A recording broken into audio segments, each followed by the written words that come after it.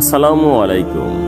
সম্মানিত বন্ধুরা, আজকে আপনাদের সামনে হাজির হয়েছি প্রিয় নবী হযরত মুহাম্মদ সাল্লাল্লাহু আলাইহি ওয়াসাল্লামের অত্যন্ত গুরুত্বপূর্ণ 10টি হাদিস নিয়ে।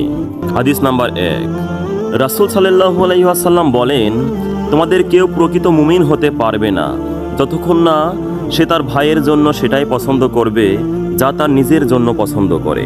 সহিহ বুখারী 13।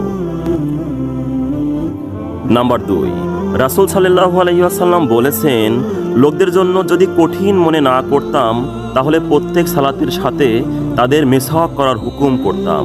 সহিহ বুখারী 887। নাম্বার 3, রাসূল সাল্লাল্লাহু আলাইহি ওয়াসাল্লাম বলেছেন, যে ব্যক্তি জুমার দিন জানাবাত গোসলের ন্যায় গোসল করে সালাতের জন্য আগমন করে সে যেন একটি উট কোরবানি করল। যে ব্যক্তি দ্বিতীয় পর্যায়ে আগমন করে সে যেন একটি গাভী কোরবানি করল। তৃতীয় পর্যায়ে যে আগমন করে সে যেন একটি শিং বিশিষ্ট দুম্বা কোরবানি করল। চতুর্থ পর্যায়ে যে আগমন করল সে যেন একটি মুরগি কোরবানি করল। এবং পঞ্চম পর্যায়ে যে আগমন করল সে যেন একটি ডিম কোরবানি করল। সহিহ বুখারী 881।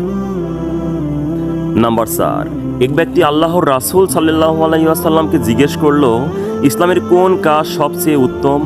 রাসূল সাল্লাল্লাহু আলাইহি ওয়াসাল্লাম বললেন, তুমি লোকদের খাদ্য খাওয়াবে এবং চেনা অচেনা সকলকে সালাম দিবে। সহিহ বুখারী 28।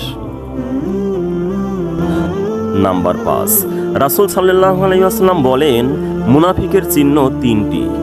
1 নাম্বার, যখন কথা বলে মিথ্যা বলে। 2, যখন অঙ্গীকার করে তা ভঙ্গ করে। এবং নাম্বার 3, আমানত রাখা হলে তা খিয়ানত করে। সহিহ বুখারী 33।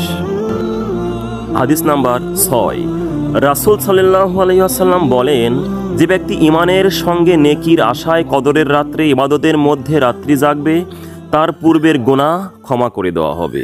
সহিহ বুখারী 35।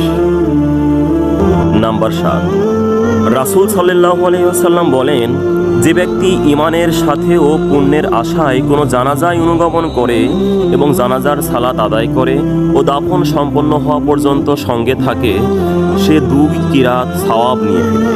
প্রতিটি কিরাত হলো উহুদ পর্বতের মতো।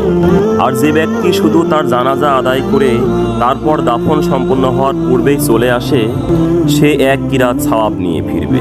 সহিহ বুখারী 47।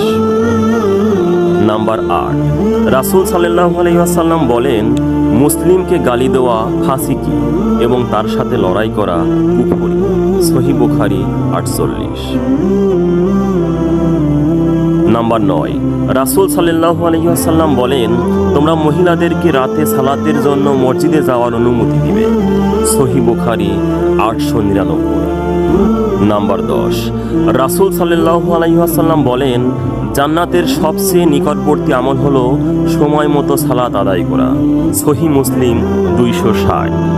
বন্ধুরা, এতক্ষণ সঙ্গে থাকার জন্য সকলকে ধন্যবাদ। আসসালামু আলাইকুম।